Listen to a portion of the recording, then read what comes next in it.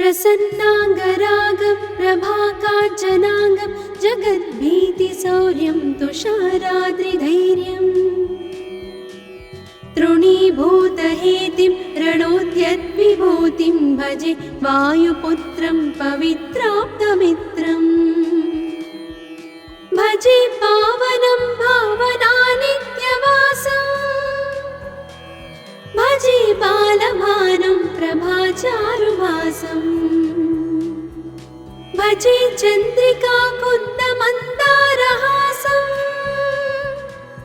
भजे सन्ततं रामभूपालदासं भजे लक्ष्मणप्राणरक्षातिदक्षं भजे तोषितानेकगीर्वाणपक्षम् भजे घोरसङ्ग्रामसीमाहताक्षं भजे रामनामातिसम्प्राप्तरक्षम् कृताभीलनादं क्षितिक्षिप्तपादं घनक्रान्तभृङ्गं कटिस्थोरुजङ्घम् वियद्व्याप्तकेशं भुजाश्लेषितास्मं जयश्रीसमेतं भजे रामदूतं जलज्वालघातं भ्रमच्चक्रवालं कठोराट्टहासं प्रभिन्नाब्जजाण्डम् महासिंहनादाद्विशीर्णत्रिलोकं भजे आञ्जनेयं प्रभुं वज्रकायम् रणे भीषणे मेघनादे सनादे सरोषे समारोपिते मित्रमुख्ये खगानां घनानां सुराणां च मार्गे नतं तं वहं तं हनुमन्तमीडे कनद्रत्नजम्भारिदम्भोळिधारं कनद्दन्तनिर्धूतकालोग्रदन्तम् पदाघातभीताब्धिभूताधिवासं रणक्षोणिदक्षं भजे पिङ्गळाक्षम् महाग्राहपीडा महोत्पातपीडा महारोगपीडा महातीव्रपीडा हरत्यासुते पादपद्मानुरक्तो नमस्ते कपिश्रेष्ठ रामप्रियो यः सुधा सिन्धुमुल्लङ्घ्य नाथोग्रदीप्तः सुधा चौषधीस्ता प्रगुप्तप्रभावः षडद्रोणशैलस्य सारेण सेतुं विना भूस्वयं कः समर्थः कपीन्द्रः निरातङ्कमाविश्य लङ्कां विसङ्गो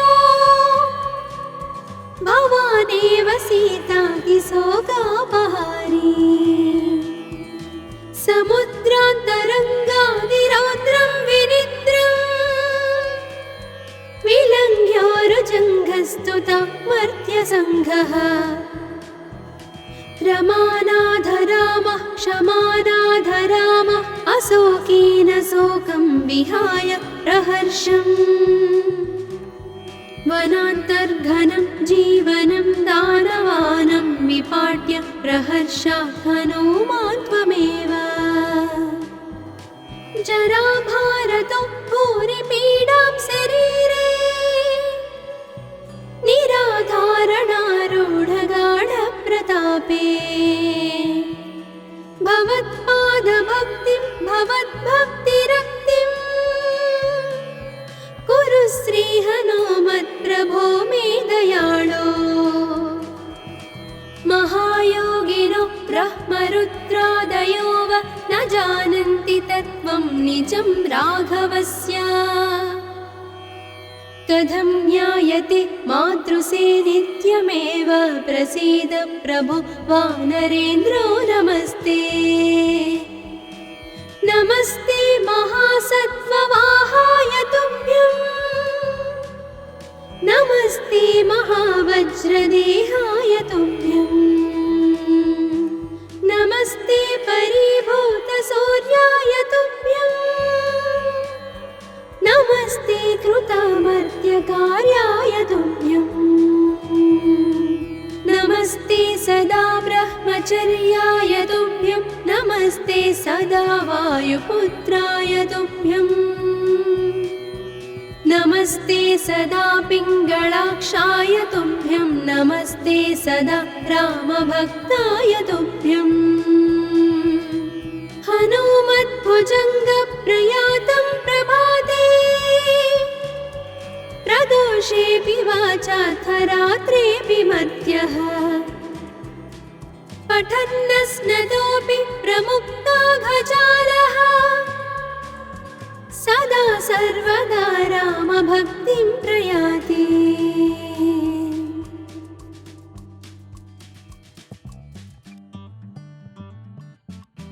प्रसन्नाङ्गरागं प्रभाकाञ्चनाङ्गं जगद्भीतिशौर्यं तुषाराद्रिधैर्यम्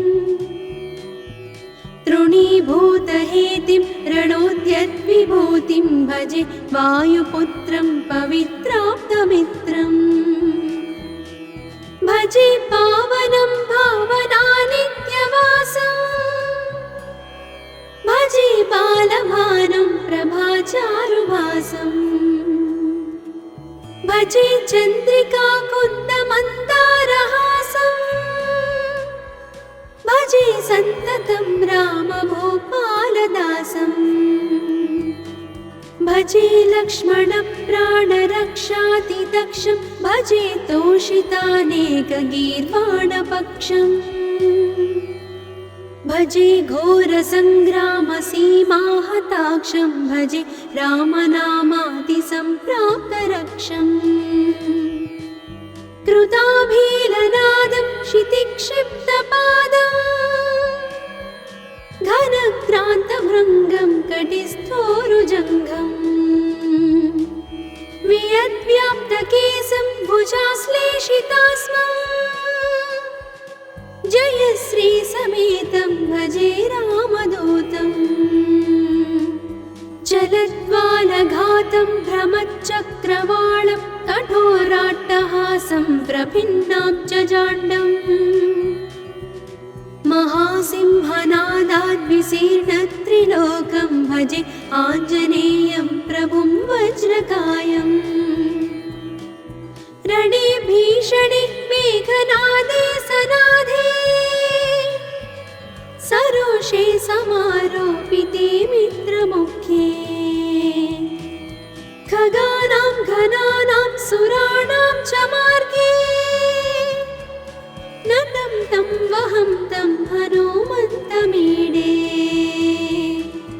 कनद्रत्नजम्भारिदम्भोळिधारं कनद्दन्तनिर्धूतकालोग्रदन्तम्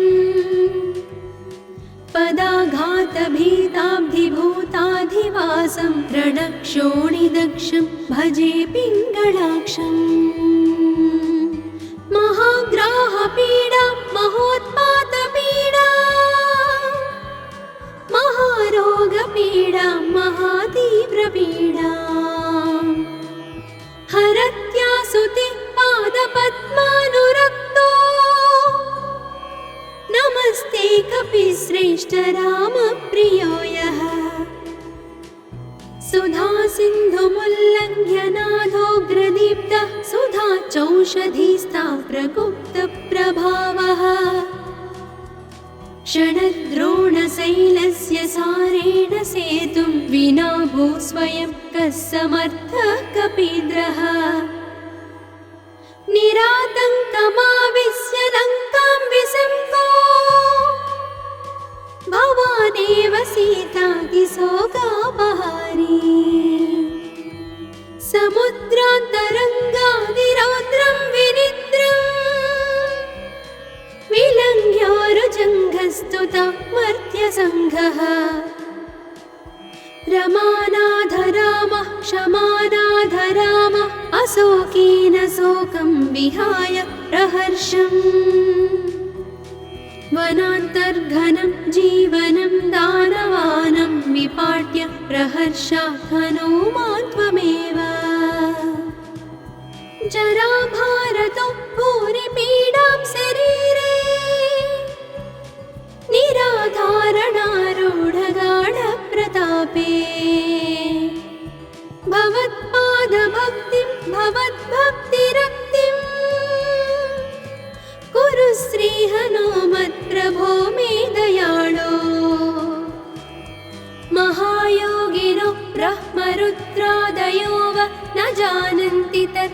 निजं राघवस्य कथं ज्ञायते मातृसे नित्यमेव प्रसीद प्रभो वानरेन्द्रो नमस्ते नमस्ते महासत्त्ववाहाय तुभ्यं नमस्ते महावज्रदेहाय तुभ्यं नमस्ते परिभूतसूर्याय तुभ्यं नमस्ते कृतामर्त्यकार्याय तुभ्यं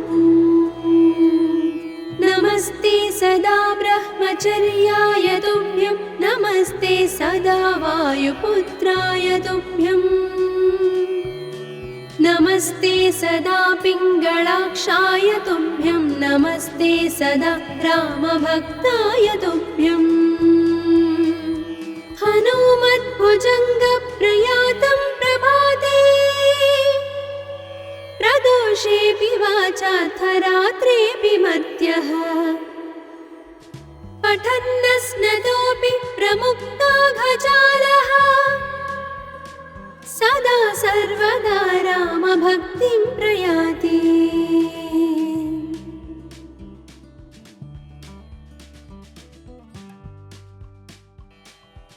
प्रसन्नाङ्गरागं प्रभाकाञ्चनाङ्गं जगद्भीतिशौर्यं तुषाराद्रिधैर्यम् तृणीभूतहेतिं रणोद्यद्विभूतिं भजे वायुपुत्रं पवित्राप्तमित्रम् भजे पावनं भावनानित्यवासं भजे बालभानुं प्रभाचारुभासं भजे चन्द्रिकाकुन्दमन्दारहासं भजे सन्ततं रामभूपालदासं भजे लक्ष्मणप्राणरक्षातिदक्षं भजे तोषितानेकगीर्वाणपक्षम् भजे घोरसङ्ग्रामसीमाहताक्षं भजे रामनामातिसम्प्राप्तरक्षम् कृताभीलनादं क्षितिक्षिप्तपादं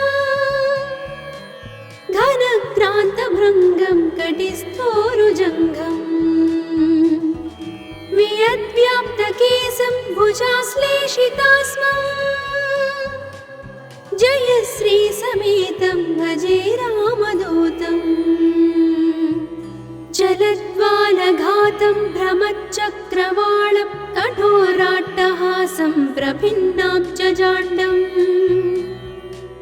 महासिंहनादाद्विशीर्णत्रिलोकं भजे आञ्जनेयं प्रभुं वज्रकायम्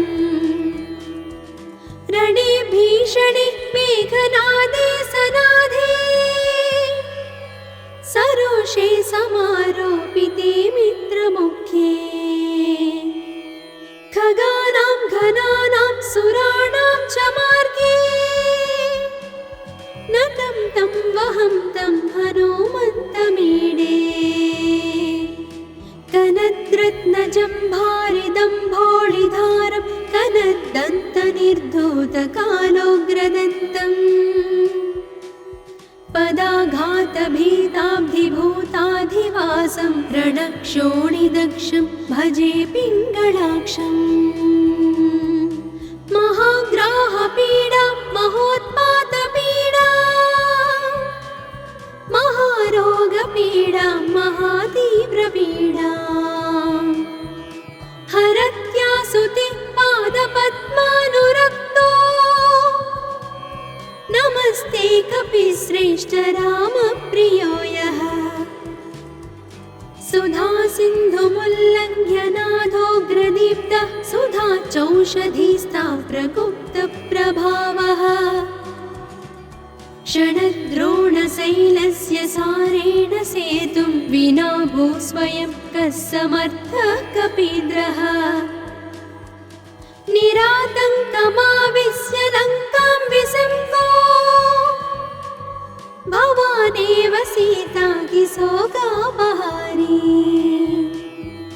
समुद्रान्तरङ्गादिरौद्रं विनिद्रम् श्रीरङ्ग्योरुजङ्घस्तुता मर्त्यसङ्घः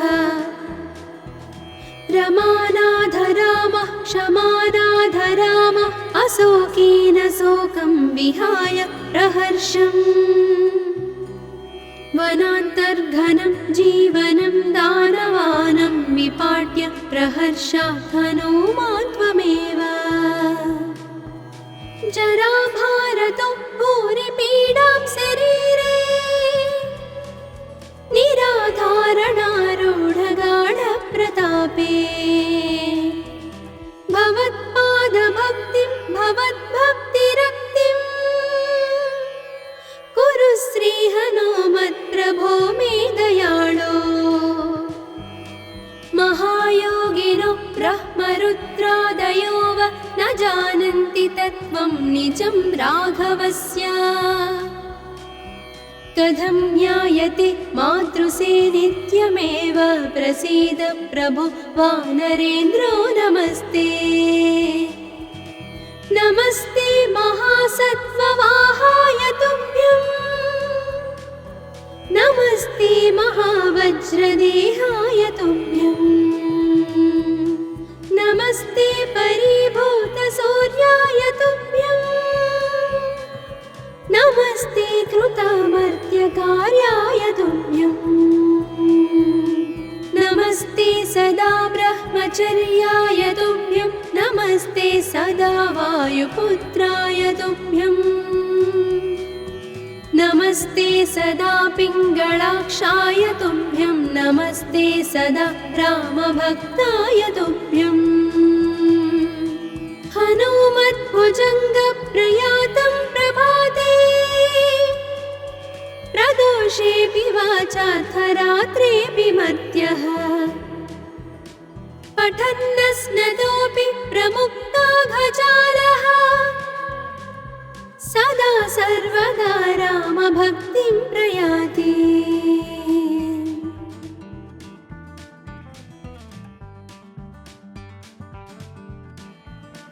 प्रसन्नाङ्गरागं प्रभाकाञ्चनाङ्गं जगद्भीतिशौर्यं तुषाराद्रिधैर्यम् तृणीभूतहेतिं रणोद्यद्विभूतिं भजे वायुपुत्रं पवित्राप्तमित्रम् भजे पावनं भावनानित्यवासम् भजे बालभानं प्रभाचारुभासम् भजे चन्द्रिकाकुन्दमन्दारहासम् भजे सन्ततं रामभूपालदासम् भजे लक्ष्मणप्राणरक्षातिदक्षं भजे तोषितानेकगीर्वाणपक्षम् भजे घोरसङ्ग्रामसीमाहताक्षं भजे रामनामातिसम्प्राप्तरक्षम् कृताभीलनादं क्षितिक्षिप्तपादम् घनक्रान्तभृङ्गं कटिस्थोरुजङ्घम् वियद्व्याप्तकेशं भुजाश्लेषितास्मम् जय श्रीसमेतं भजे रामदूतं चलद्वालघातं भ्रमच्चक्रवालं कठोराट्टहासं प्रभिन्नाब्जजाण्डम् महासिंहनादाद्विशीर्णत्रिलोकं भजे आञ्जनेयं प्रभुं वज्रकायम् रणे भीषणे मेघनादे सनादे सरोषे समारोपिते मित्रमुख्ये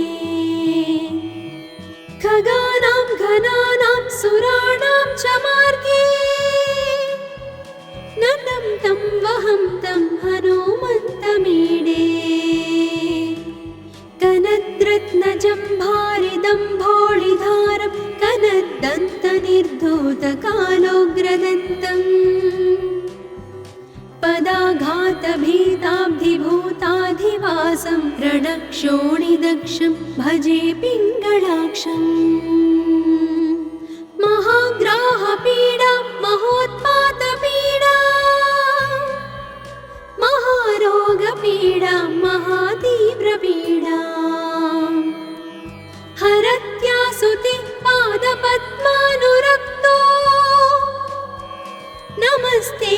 कविश्रेष्ठ रामप्रियो यः सुधा सिन्धुमुल्लङ्घ्य नादोग्रदीप्तः सुधा चौषधीस्ता प्रगुप्तप्रभावः षडद्रोणशैलस्य सारेण सेतुं विना भूस्वयं कः समर्थः कपीन्द्रः निरातङ्कमाविश्य लङ्कां विसङ्गो भवानेव सीतातिशोकापहारी समुद्रान्तरङ्गादिरौद्रं विनिद्रम् विलङ्घ्योरुजङ्घस्तुता मर्त्यसङ्घः रमानाथ रामः क्षमानाथ रामः अशोकेन शोकं विहाय प्रहर्षम् वनान्तर्घनं जीवनं दानवानं विपाट्य प्रहर्षात् हनूमान् त्वमेव जराभारतो भूरिपीडां शरीरे निराधारणारूढगाढप्रतापे भवत्पादभक्तिं भवद्भक्तिरक्तिं कुरु श्रीहनुमत्प्रभो मे दयाळो महायोगिनो ब्रह्मरुद्रादयो वा न जानन्ति तत्त्वं निजं राघवस्य कथं ज्ञायते मातृसे नित्यमेव प्रसीद प्रभो वानरेन्द्रो नमस्ते नमस्ते महासत्त्ववाहाय तुभ्यं नमस्ते महावज्रदेहाय तुभ्यं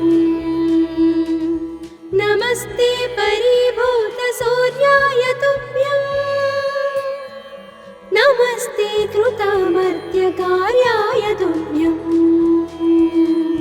नमस्ते सदा ब्रह्मचर्याय तुभ्यं नमस्ते सदा वायुपुत्राय तुभ्यं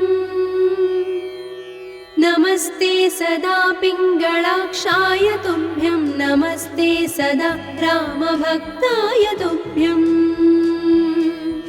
हनुमद्भुजङ्गप्रयातं प्रभाते प्रदोषेऽपि वाचार्थरात्रेऽपि मर्त्यः पठन्नस्नतोऽपि प्रमुक्ताघजालः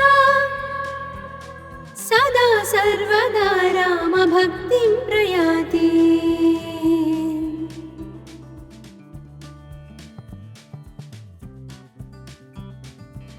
प्रसन्नाङ्गरागं प्रभाकाञ्चनाङ्गं जगद्भीतिशौर्यं तुषाराद्रिधैर्यम् तृणीभूतहेतिं रणोद्यद्विभूतिं भजे वायुपुत्रं पवित्राप्तमित्रम् भजे पावनं भावनानित्यवासम् भजे बालभानुं प्रभाचारुभासम् भजे चन्द्रिकाकुन्दमन्दारहासम् भजे सन्ततं रामभूपालदासम् भजे लक्ष्मणप्राणरक्षातिदक्षं भजे तोषितानेकगीर्वाणपक्षम्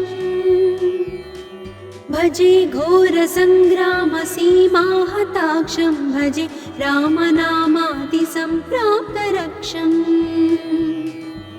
कृताभीलनादं क्षितिक्षिप्तपादम्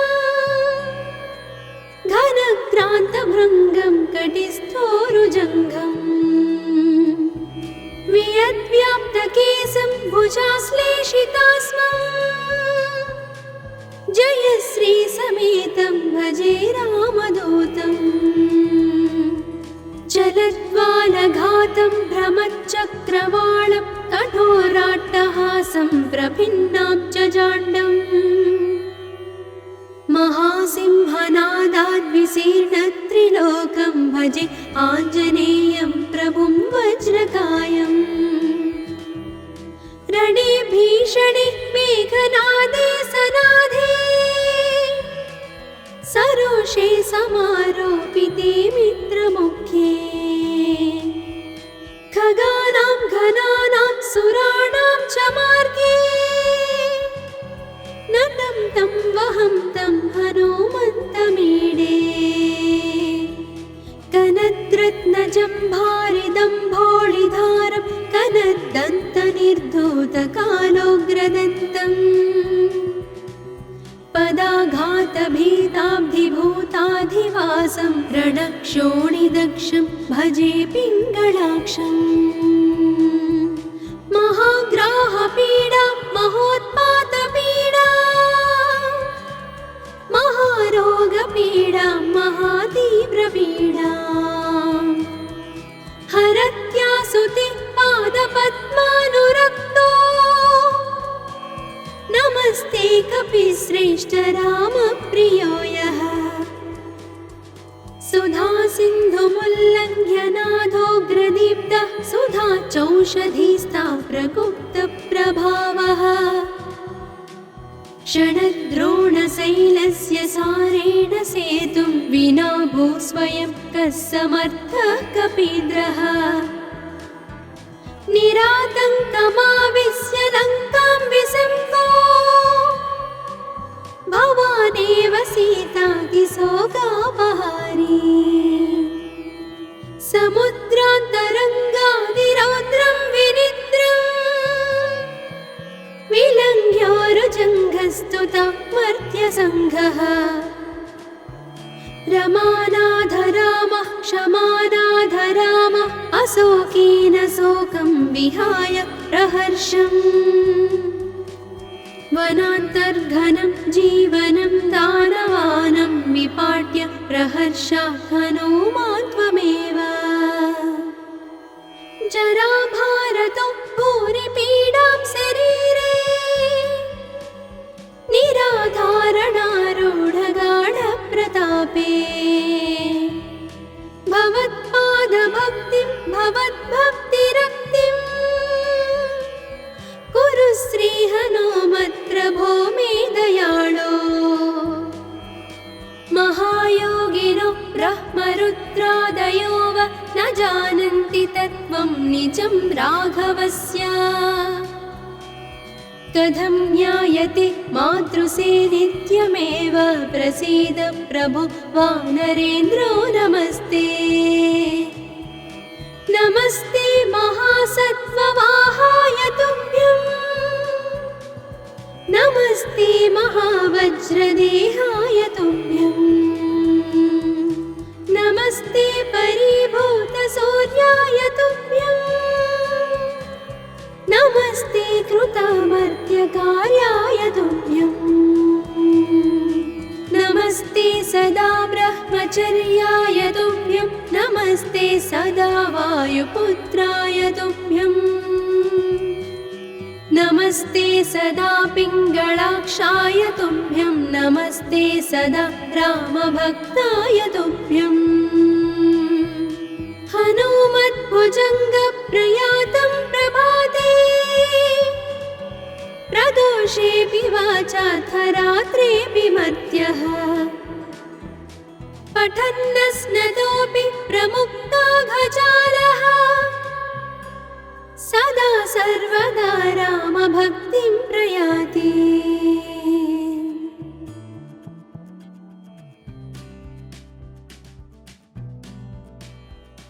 प्रसन्नाङ्गरागं प्रभाकाञ्चनाङ्गं जगद्भीतिशौर्यं तुषाराद्रिधैर्यम् तृणीभूतहेतिं रणोद्यद्विभूतिं भजे वायुपुत्रं पवित्राप्तमित्रम् भजे पावनं भावनानित्यवासम् भजे बालभानुं प्रभाचारुभासम् भजे चन्द्रिकाकुन्दमन्दारहासम्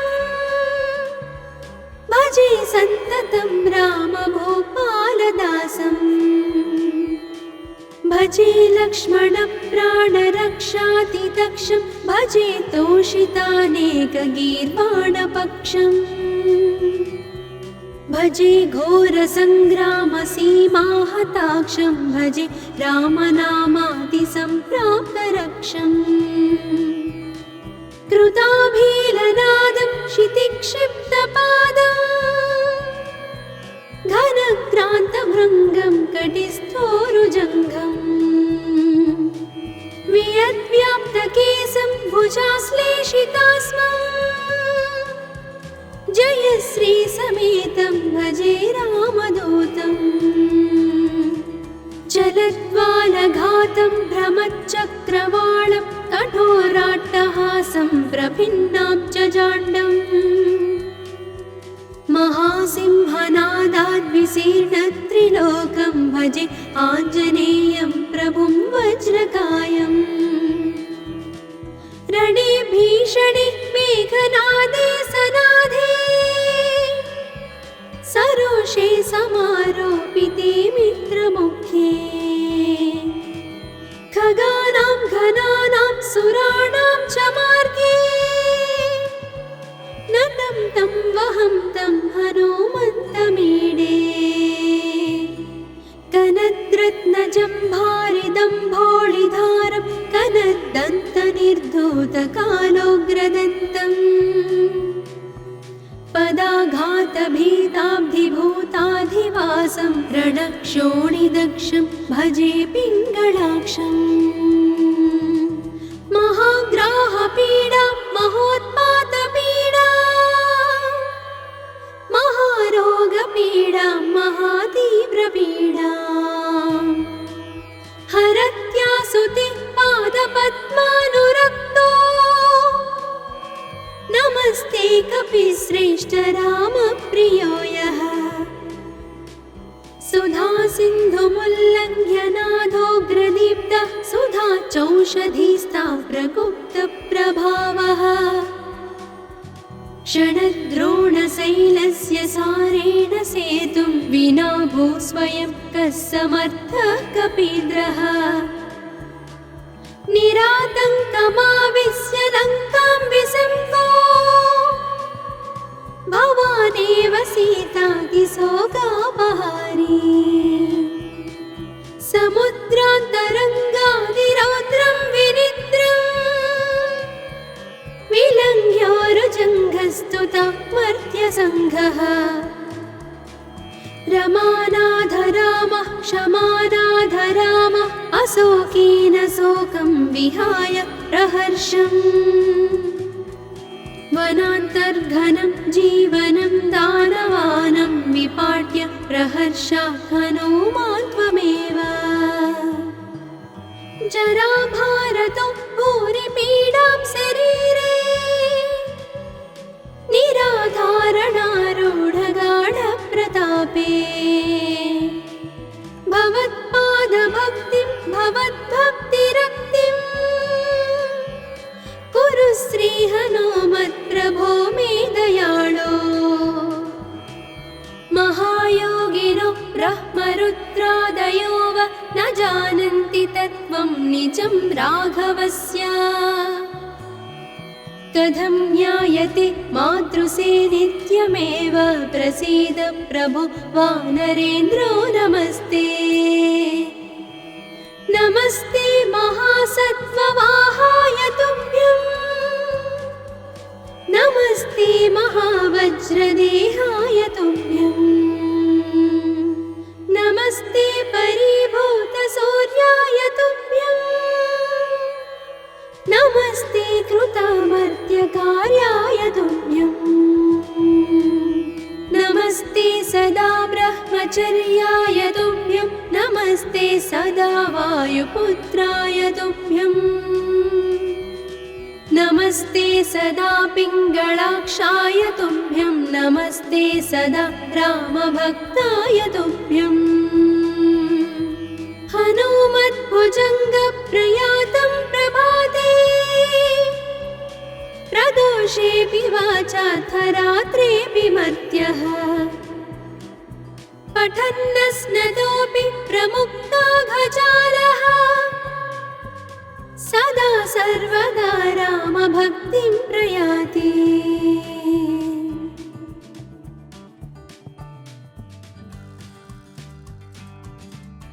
प्रसन्नाङ्गरागं प्रभाकाञ्चनाङ्गं जगद्भीतिशौर्यं तुषाराद्रिधैर्यम्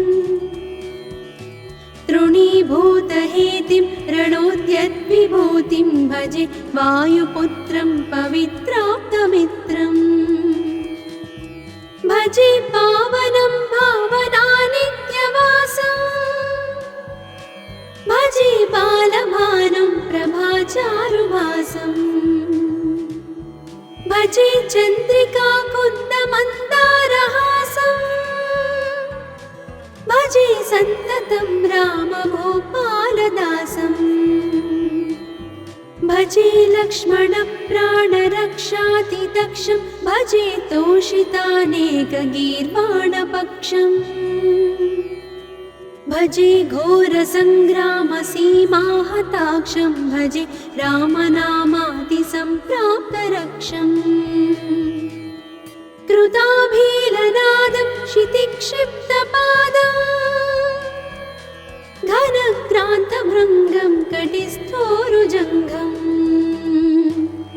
वियद्व्याप्तकेशं भुजाश्लेषितास्मम् जयश्रीसमेतं भजे रामदूतम् चलद्वालघातं भ्रमच्चक्रवालं कठोराट्टहासं प्रभिन्नाब्जजाण्डम् महासिंहनादाद्विशीर्णत्रिलोकं भजे आञ्जनेयं प्रभुं वज्रकायम् रणे भीषणे मेघनादे सनादे सरोषे समारोपिते मित्रमुख्ये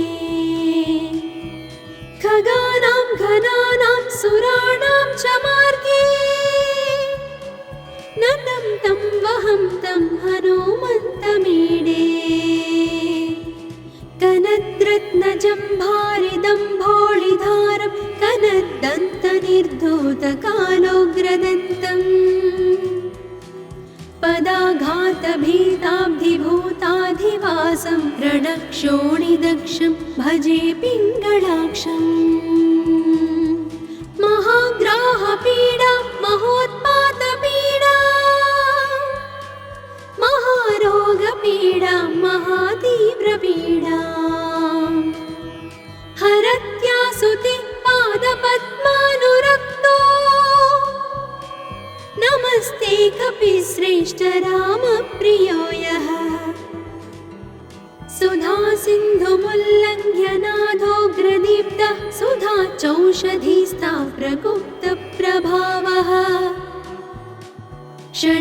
षडद्रोणशैलस्य सारेण सेतुं विना भूस्वयं कः समर्थः कपीन्द्रः निरातङ्कमाविश्य लङ्कां विसङ्गो भवानेव सीतातिशोकापहारी समुद्रान्तरङ्गादिरौद्रं विनिद्रम् विलङ्घ्योरुजङ्घस्तुता मर्त्यसङ्घः रमानाथ रामः क्षमानाथ रामः अशोकेन शोकं विहाय प्रहर्षम् वनान्तर्घनं जीवनं दानवानं विपाट्य प्रहर्षात् हनूमान् त्वमेव जराभारतो भूरिपीडां शरीरे निराधारणारूढगाढप्रतापे भवत्पादभक्तिं भवद्भक्तिरक्तिं कुरु श्रीहनुमत्प्रभो मे दयाळो महायोगिनो ब्रह्मरुद्रादयो वा न जानन्ति तत्त्वं निजं राघवस्य कथं ज्ञायते मातृसे नित्यमेव प्रसीद प्रभो वानरेन्द्रो नमस्ते नमस्ते महासत्त्ववाहाय तुभ्यं नमस्ते महावज्रदेहाय तुभ्यं नमस्ते परिभूतसूर्याय तुभ्यम्